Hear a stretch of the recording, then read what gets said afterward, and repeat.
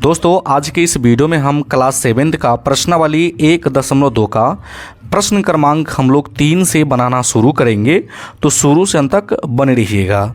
तो चलिए हम लोग सबसे पहले प्रश्न क्रमांक 3 को हल करते हैं। देखिए बाबू, प्रश्न क्रमांक 3 बोला है कि निम्नलिखित के सामने उसके उचित गुण को लिखिए। कहने का मतलब आपको सवाल को देखना है कि कौन से विधि पे हल हुआ है और उसका आपको नाम खाली लिख देना है।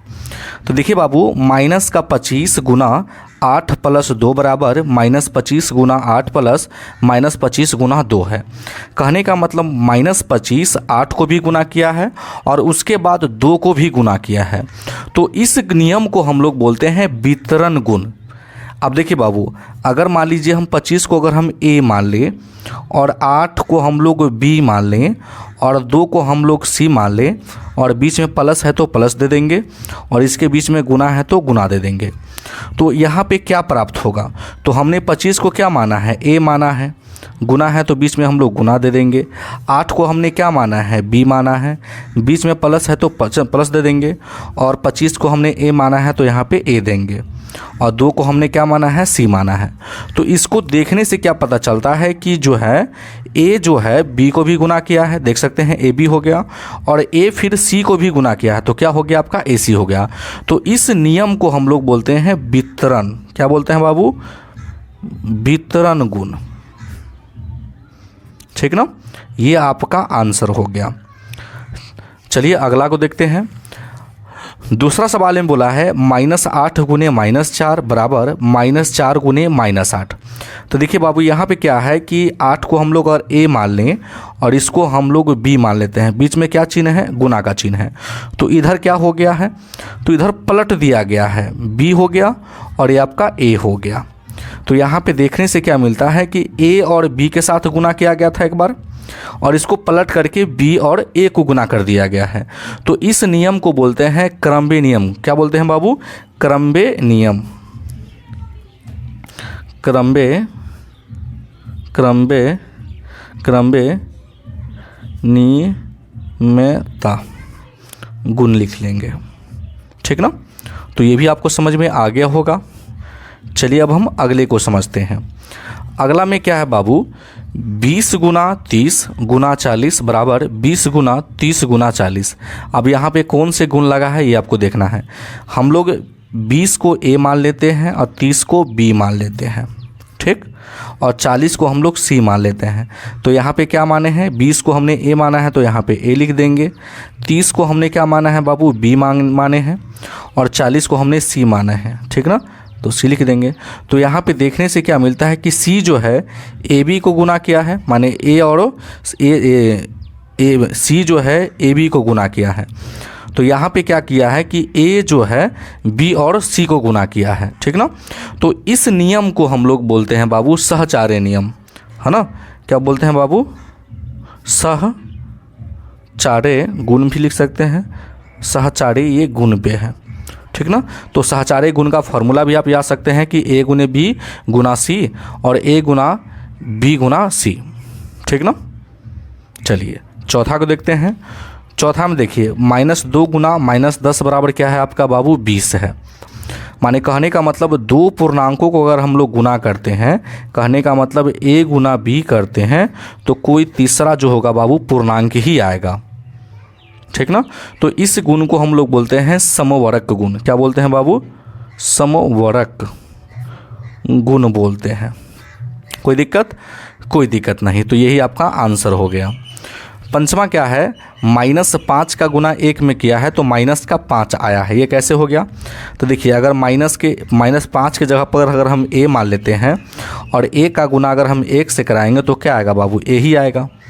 तो अगर ये माइनस का ए है तो ये भी क्या हो जाएगा? माइनस का ए हो जाएगा।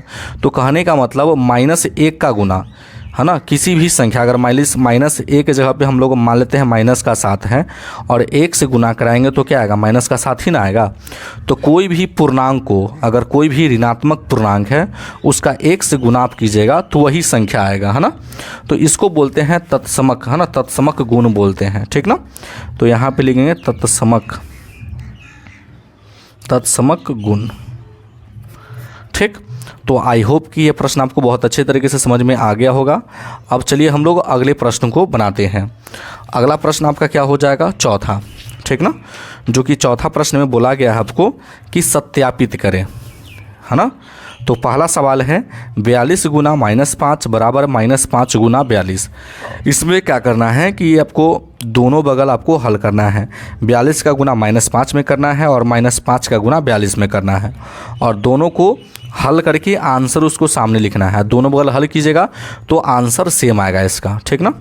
तो देखिए 5 का गुना अगर हम 42 में करते हैं तो 5 दूना 10 और 4 पंचे 20, 20 से क्या हो जाएगा बाबू, 21 हो जाएगा। अब देखिए इसके आगे कुछ प्लस चिन्ह नहीं है तो प्लस का होगा, तो प्लस गुना माइनस क्या हो जाएगा, माइनस हो जाएगा। बीच में बराबर है तो हम बराबर दे देंगे। अब देखिए इसके आगे कोई चिन्ह नहीं है तो प्लस होगा, है ना, तो प्लस गुना माइनस क्या हो जाएगा, माइनस हो जाएगा। अब 42 पंचे क्या हो जाएगा बाबू, 210 हो जाएगा। अब देख लीजिए दोनों बराबर आ गया तो मतलब ये सत्य हो गया और सत्यापित भी हो गया। कोई दिक्कत, कोई दिक्कत नहीं। अब चलिए हम लोग अगले प्रश्न को देखते हैं। दूसरा प्रश्न बोला है 25 गुना 28 प्लस 2 बराबर 25 गुना 28 प्लस 25 गुना 2, है ना। तो देखिए हम इसको हल करेंगे तो लिखेंगे 25 गुना है तो गुना 28 अब प्लस के 2 कितना हो जाएगा बाबू आपका, 30 हो जाएगा। इस दोनों का फिर गुना कर लीजिए, 25 गुने 28 क्या हो जाएंगे आपके। तो चलिए हम लोग गुना करके देखते हैं। 25 गुना 28, 25 गुना 28, 8 पंचे 40 हासिल 4, 8 दूनी 16, 16 16 4 क्या हो जाएंगे बाबू आपका, 20 हो जाएंगे। 5 दूना 10, 4 1 5, 0 के 0 0 के 700 आ जाएगा, ठीक ना। तो यहाँ पे आ गया बाबू आपका 700। अब प्लस 25 दूना क्या हो गया बाबू आपका 50 हो गया। 25 और 30 का जब गुना कीजिएगा बाबू ये आपका 750 आएगा। अब बराबर में भी इसको जोड़ेंगे तो ये क्या आ जाएंगे आपका 750 आएंगे। तो ये आपका प्रूफ हो गया, है ना, माने सत्यापित हो गया। चलिए अब अगले प्रश्न को देखते हैं। अगला प्रश्न है 50 गुने 60 गुना 70 बराबर क्या है आपका बाबू, 50 गुना 60 गुना 70। पहले हम लोग कोष्ट वाला को हल कर लेंगे तो 6 पंचे 30, 2 गो 0 आ जाएगा, है ना। तो ये आपके क्या हो जाएंगे, 2 गो 0 3 गो 0 आ जाएगा। 6 पंचे 30, 3000 आ जाएगा।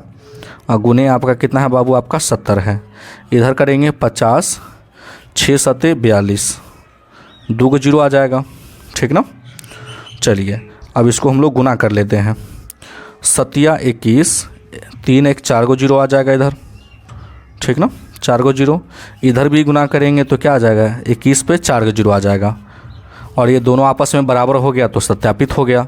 यहाँ 42 का गुना हम लोग 50 से कर देंगे, ठीक ना, तो ये आपका आ जाएगा।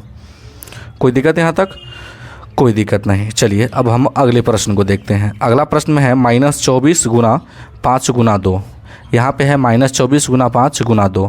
पहले हम इसको गुना करेंगे तो माइनस का 24 हम लिख लेंगे, गुना 5 दूना क्या हो गया बाबू आपका 10 हो गया, बराबर 42 पंचे क्या हो जाए, 24 पंचे क्या हो जाएगा, 4 पंचे 20 और 5 दूना 10, 10 2 12, माइनस का 120 और गुना 2 का करना है।